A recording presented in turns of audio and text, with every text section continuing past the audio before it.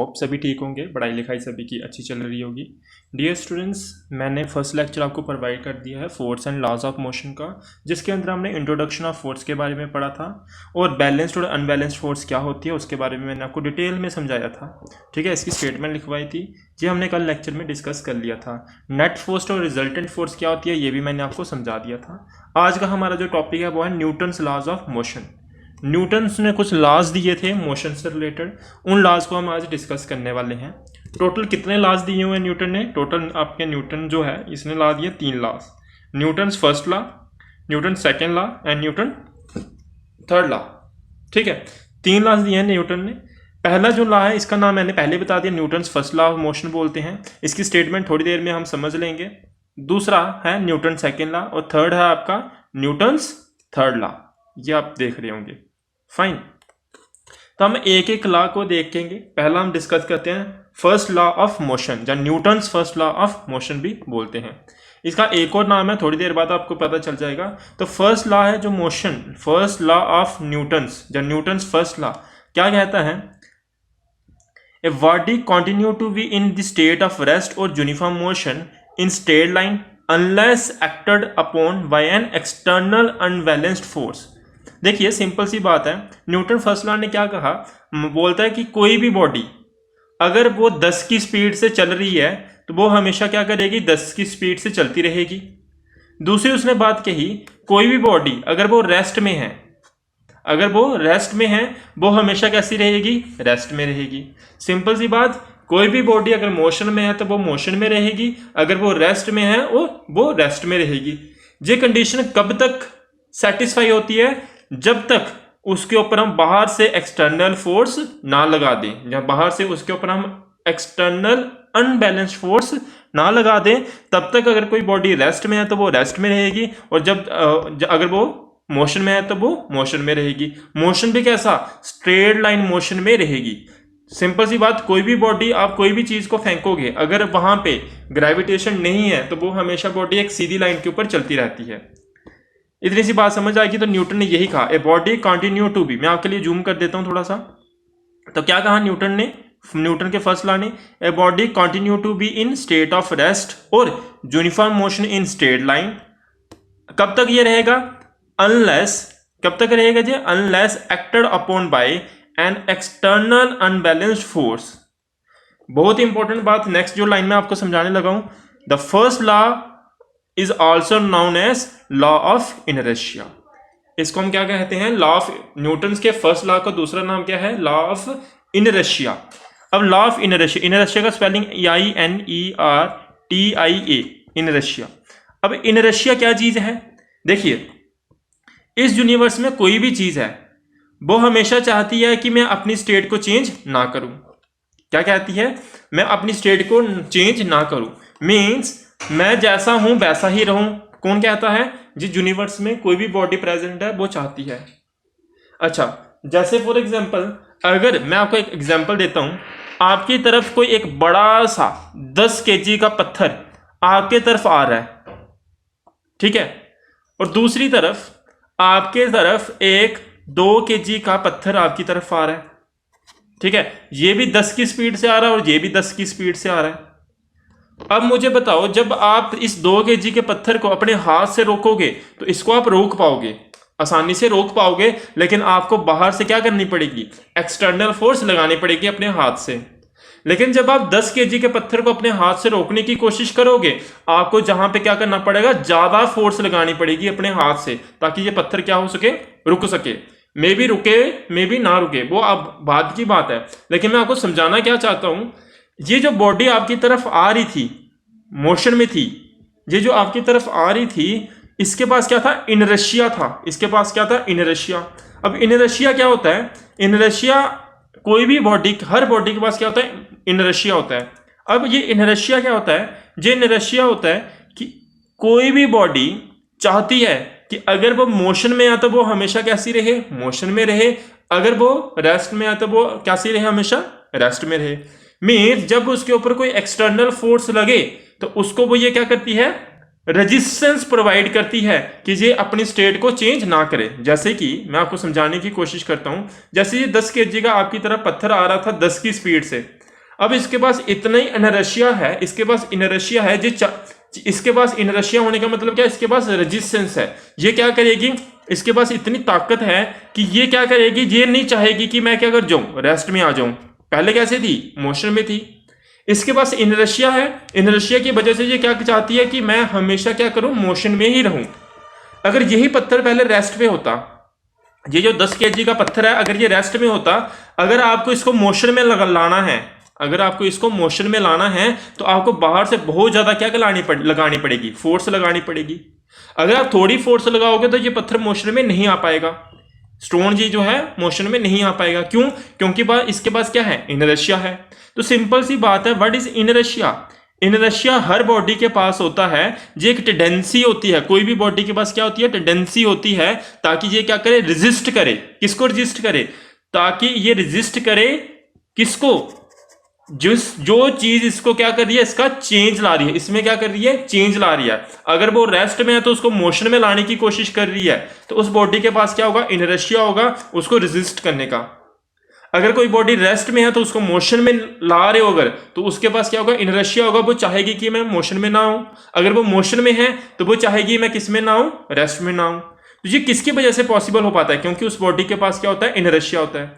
Next चीज, ये inertia किसके ऊपर डिपेंड करता है, ये इनर्शिया डिपेंड करता है मास के ऊपर। मींस जिस बॉडी का मास ज्यादा होगा उसके पास इनर्शिया ज्यादा होगा, जिस बॉडी के पास मास कम होगा उसका इनर्शिया भी क्या होगा, कम होगा। जितना ज्यादा इनर्शिया होता है कोई चीज का, उतनी ज्यादा आपको उसके ऊपर ताकत लगानी पड़ती है, उतनी ज्यादा उसके ऊपर आपको क्या लगानी पड़ती है, फोर्स लगानी पड़ती है, ताकि उसकी स्टेट क्या हो सके, चेंज हो सके। जान कि अगर वो रेस्ट में है तो उसको मोशन में लाने के लिए आपको ज्यादा फोर्स लगानी पड़ेगी। क्यों फोर्स लगानी पड़ेगी, क्योंकि उसका मास क्या है, ज्यादा है। और ये सारी बातें हम कंक्लूड करते हैं बुकिश लैंग्वेज में। Basically all object have tendency, her object के पास क्या होती है, टेंडेंसी होती है, किस चीज की, to resist the change in state of motion और rest. This tendency is called inertia, इस टेंडेंसी को हम क्या कहते हैं, इनर्शिया कहते हैं। All bodies do not have same inertia, हर बॉडी के पास सेम इनर्शिया नहीं होता है। क्यों नहीं होता है, क्योंकि इनर्शिया आपके किसके ऊपर डिपेंड करता है, मास के ऊपर। यही बात लिखी है, inertia depend upon mass of the body. The mass of the object is measure of its inertia. जो मास होता है कोई भी ऑब्जेक्ट का, जो कोई भी बॉडी का, वो क्या करता है, मेजर करता है उसके इनर्शिया के। जस्ट मैंने जैसे अभी आपको बताया, अगर आप कोई बॉडी का मास या कोई ऑब्जेक्ट का मास ज्यादा होगा तो उसका इनर्शिया भी क्या होगा, ज्यादा होगा। एंड वाइस वर्सा, मींस इसका उल्टा भी सही है। मींस कोई बॉडी का मास अगर कम होगा तो इसका इनर्शिया भी क्या होगा, कम होगा। चलिए इसको एक एग्जाम्पल की मदद से समझते हैं। जैसे यहां पे आप एक डायग्राम देख रहे हैं, तो यहां पे दो बकेट्स हैं, एक ये बकेट है, दूसरी ये बकेट है। आपको देखने से लग रहा होगा ये वाली बकेट है, इसका मास क्या होगा, कम होगा। इस वाली बकेट का मास क्या होगा, ज्यादा होगा। इस बकेट का मास ज्यादा, तो मैं ये कह सकता हूं इसका इनर्शिया भी क्या होगा, इस बकेट का मास कम है तो मींस इनर्शिया भी क्या होगा, कम होगा। और इस बकेट का मास ज्यादा तो इसका इनर्शिया क्या होगा, ज्यादा होगा। अगर इसका इनर्शिया ज्यादा है तो इसको ऊपर खींचने के लिए हमें क्या कर, इसको पुश करने के लिए, जब पुल करने के लिए मुझे क्या करनी पड़ेगी, ज्यादा ताकत लगानी पड़ेगी। अब ज्यादा फोर्स क्यों लगानी पड़ेगी, क्योंकि इसका इनर्शिया ज्यादा है। इनर्शिया ज्यादा होने से क्या होगा, ये बॉडी पहले मान लीजिए रेस्ट में थी, ये जो बकेट है ये पहले कैसी थी, रेस्ट में थी। अगर ये रेस्ट में थी, आप इसको ऊपर की तरफ खींच रहे हो। जब आप इसको ऊपर की तरफ खींचोगे तो मीन्स इसको किस में लेके आ रहे हो, मोशन में लेके आ रहे हो। अगर मोशन में लेके आ रहे हो तो आपको इस बॉडी के पास इनर्शिया ज्यादा है, तो इसके पास ज्यादा ताकत है कि अपनी स्टेट को चेंज ना कर पाए। अगर इसके पास ज्यादा ताकत है अपनी स्टेट को चेंज नहीं करने वाली, तो हमें इसके ऊपर ज्यादा, उससे भी ज्यादा ताकत लगा के इसको ऊपर की तरफ खींचना पड़ेगा।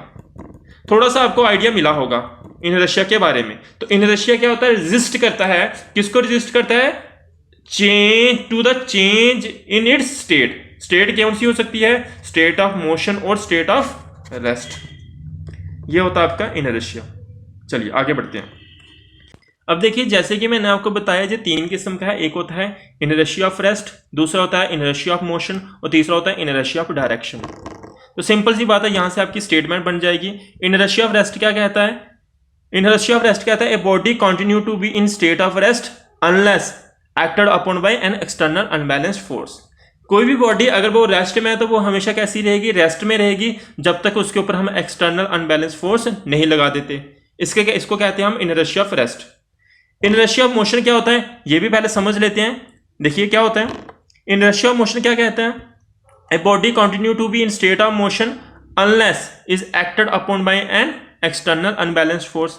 जब कब तक आपकी किस में रहेगी, मोशन में रहेगी, जब तक कोई भी बॉडी इस यूनिवर्स में अगर वो मोशन में है तो वो हमेशा कैसी रहेगी, मोशन में रहेगी, अनलेस जब तक उसके ऊपर हम कोई एक्सटर्नल अनबैलेंस्ड फोर्स नहीं लगा देते। थर्ड जो लॉ है वो क्या कहता है वो भी देख लो। थर्ड लॉ यानी कि थर्ड टाइप जो है इनर्शिया ऑफ, जिसको हम बोलते हैं inertia of direction. Inertia of direction क्या कहती है, कोई भी बॉडी एक सर्टेन डायरेक्शन में मूव कर रही है, कोई भी बॉडी मोशन में है और मोशन में होने के साथ एक डायरेक्शन में मूव कर रही है, वो हमेशा उसी डायरेक्शन में क्या करती रहेगी, चलती रहेगी। जब वो उसी डायरेक्शन में कब तक चलती रहेगी, जब तक उसके ऊपर कोई एक्सटर्नल फोर्स लगा के उसकी कोई डायरेक्शन चेंज ना कर दे। तो ये कहता है आपकी तीसरी टाइप, जिसका नाम क्या है, इनर्शिया ऑफ डायरेक्शन। तो क्या है, a body moving in certain direction can not change its direction without any force being applied on it. जब तक उसके ऊपर कोई एक्सटर्नल फोर्स ना लगाए तब तक वो अपनी डायरेक्शन को चेंज नहीं करेगी। तो it is the property due to which body maintain its sense of direction. तो इसके कारण बॉडी अपनी डायरेक्शन को हमेशा, कोई चीज को आप इस तरफ फेंकते हो तो वो हमेशा इस तरफ ही चलती है। क्यों, क्योंकि उसके पास क्या है, इनर्शिया ऑफ डायरेक्शन है। अगर आपने फुटबॉल को इस तरफ किक किया तो वो हमेशा इस तरफ ही चलेगा। कब तक इस तरफ चलता रहेगा, जब तक रास्ते में उसको कोई किक करके जब रास्ते में कोई स्टोन उसके साथ स्ट्राइक ना कर जाए और उसके कारण उसकी डायरेक्शन चेंज ना हो पाए। तो एक्सटर्नल एजेंसी के कारण ही उसकी डायरेक्शन चेंज हो सकती है। इतनी सी बात क्लियर होगी सभी को। ओके, अब देखिए यहां पे एग्जांपल्स हैं तीनों की, inertia of rest, inertia of direction and inertia of motion. Inertia of direction की एग्जांपल मैं आपके साथ डिस्कस करता हूं। जैसे कि देखिए, आप मान लीजिए बस में बैठे हुए हो, ठीक है, तो ये तो इनर्शिया ऑफ रेस्ट की एग्जांपल है। इनर्शिया ऑफ रेस्ट में क्या होता है, जैसे आप गाड़ी में बैठे हुए हो, आपकी गाड़ी भी किस में है, रेस्ट में है, और आप भी कैसे हो, रेस्ट में हो, है ना। ये आपके साथ अक्सर हुआ होगा जब आप गाड़ी में बैठते हो। अचानक से ड्राइवर गाड़ी चलाना शुरू कर देता है, अचानक से ड्राइवर क्या करता है, गाड़ी चलाना शुरू कर देता है। अब होता क्या है उस कंडीशन में, जैसे ड्राइवर ने गाड़ी चलाना शुरू किया, आप पहले यहां पे खड़े थे और आपकी गाड़ी की सीट भी यहां पे थी। अब होता क्या है, जैसे ही गाड़ी चलना शुरू करती है, जैसे ही गाड़ी आपकी चलना शुरू करती है तो गाड़ी की सीट तो गाड़ी आगे ले जाती है, लेकिन आप यहां पे, आपकी बॉडी यहां से फ्री होती है तो आपकी बॉडी पीछे ही, देखो होता क्या है, जैसे ही गाड़ी चलना शुरू होती है तो पहले सीट आपकी यहां पे थी, बाद में सीट कहां पहुंच जाती है, यहां पे पहुंच जाती है, लेकिन आपकी जो बॉडी है जी यहीं पे रह जाती है। तो ऐसा आपको फील होता है कि आपको ऐसा लगता है कि आप पीछे की तरफ गिर गए हो, है ना। देखना, जब भी आप गाड़ी में खड़े हो, जब बैठे हो, अचानक से गाड़ी शुरू हो जाए तो आपको ऐसा लगता है कि आपको पीछे की तरफ धक्का लग रहा है। ये किसके कारण होता है, it is due to inertia of rest. क्यों, क्योंकि आपकी गाड़ी मोशन में आ जाती है, लेकिन जो आपकी अपर बॉडी होती है वो क्या रह जाती है, रेस्ट में रह जाती है। जो लोअर बॉडी होती है वो सीट के साथ कांटेक्ट में होती है, लेकिन जो अपर बॉडी होती है वो सीट के कांटेक्ट में अगर नहीं होगी, अगर आप खड़े हो बस में, तो बस में या कोई भी गाड़ी में, तो आपकी अपर बॉडी किसमें रह जाएगी, रेस्ट में रह जाएगी, वो वहीं की वहीं खड़ी रह जाती है, लेकिन बस आगे चली जाती है। आपको ऐसा लगता है कि आप पीछे की तरफ गिर गए हो, लेकिन आप पीछे की तरफ गिरे नहीं होते, आपके पांव आगे चले गए होते हैं, आपकी बाकी वाली बॉडी वहीं पे खड़ी रह जाती है। ये क्यों होता है, क्योंकि आपके पास इनर्शिया ऑफ रेस्ट है। इनर्शिया ऑफ रेस्ट क्या, आपकी बॉडी चाहती है कि आप वहीं पे खड़े रहो, लेकिन बस आगे चलेगी तो आप वहीं पे खड़े रह जाते हो, आपके पांव आगे चले जाते हैं, उसके कारण आपको फील होता है कि आपको पीछे की तरफ धक्का लगा है। ये एग्जांपल होगी आपकी इनर्शिया ऑफ रेस्ट की, जो कि यहां पे एक्सप्लेन की हुई है, ठीक, यहां से आपने पढ़ लेनी है। तो ए पर्सन स्टैंडिंग इन ए बस फॉल बैकवर्ड, पीछे की तरफ गिरता है, जस्ट मैंने आपको बताया। दिस हैपन बिकॉज, ये क्यों होता है, this happen because the person and the bus both are in rest. दोनों आदमी, बस और आपकी गाड़ी, दोनों कैसे थे, रेस्ट में थे। व्हाइल बस इज मूविंग, जो आपकी, जैसे ही आपकी बस क्या हो जाती है, bus, while bus is not moving but as the bus start moving, जैसे ही आपकी बस स्टार्ट हो जाती है मूव करना, the legs of the person start moving, जो लेग्स होती है पर्सन की वो चलना शुरू हो जाती हैं विद द बस, बस के साथ वो चलना शुरू हो जाती हैं। But rest portion of the body has tendency to remain in rest, वो बाकी की जो बॉडी होती है उसके पास टेंडेंसी है वो कि वो हमेशा कैसी रहे, रेस्ट में रहे। Because of this person feels जब fall backward if he is not alert, वो जो आदमी खड़ा होता है अगर वो अलर्ट नहीं होगा तो वो पीछे की तरफ गिर जाता है। ऐसे ही इनर्शिया ऑफ मोशन की एग्जांपल है, जैसे आप यहां पे देख रहे हो, ये सीट है, ये यहां पे पर्सन बैठा हुआ है। अगर ये गाड़ी पहले ही मोशन में है, अगर गाड़ी पहले ही मोशन में है तो आपकी बॉडी भी किस में होगी, मोशन में होगी। अचानक से ड्राइवर ने ब्रेक अप्लाई कर दी, अचानक से ड्राइवर ने ब्रेक अप्लाई कर दी, आपकी बॉडी तो मोशन में थी, तो आपकी बॉडी, लेकिन आपके जो पांव, जो लेग्स हैं, जो बस के साथ जुड़ी हुई हैं, लेकिन ऊपर वाली बॉडी अगर बस के साथ नहीं जुड़ी हुई है, आप बस में खड़े हो, तो उसके कारण क्या होगा, आपकी बॉडी के पास इनर्शिया ऑफ मोशन है, वो क्या करेगी, आगे चली जाएगी। लेकिन बस क्या हो चुकी होगी, रुक चुकी होगी। जैसे ही बस रुक जाएगी, बस रेस्ट में आ जाएगी, आपकी लेग्स और नीचे वाला पार्ट जो है वो क्या हो जाएगा, आपका रेस्ट में आ जाएगा, लेकिन ऊपर वाला पार्ट आपका किस में रह जाएगा, मोशन में, वो आगे चला जाता है। आपको ऐसा लगता है कि आप आगे की तरफ गिर गए हो।